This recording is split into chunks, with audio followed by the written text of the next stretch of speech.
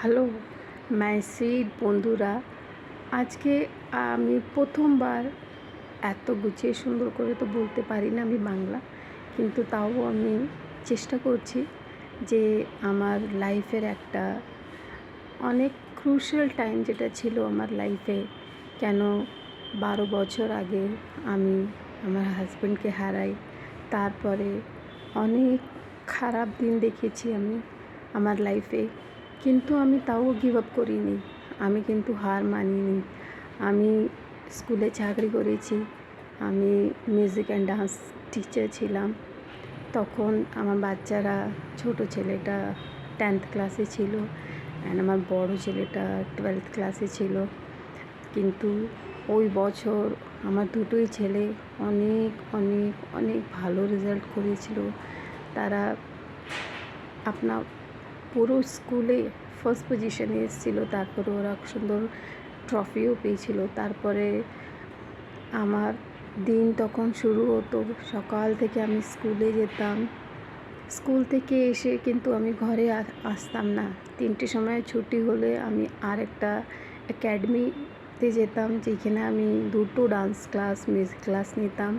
তারপরে ওইখান থেকে ফিরে আমি সন্ধ্যে 7টার সময় ঘরে এসে আবার তৈরি হয়ে আবার চাটা খেয়ে আবার বেরিয়ে যেতাম। আমি তখন পাঞ্জাবে ছিলাম, পাঞ্জাবে লুধিয়ানাতে ছিলাম।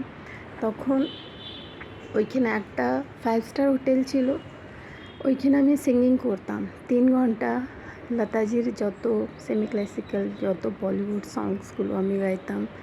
মানে 7টা থেকে রাত 12টা অবধি আমার ওই সেশন চলতো সিঙ্গিংয়ের।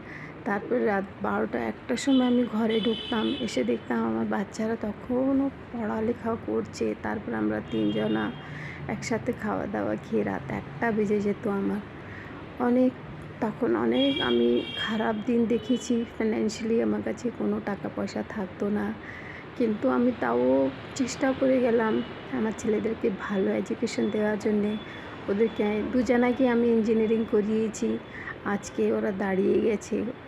আমরা প্রেজেন্ট আমরা এখন ব্যাঙ্গালোরে আছি। আমার দুটোই ছেলে আইটি কোম্পানিতে জব করে, খুব সুন্দর।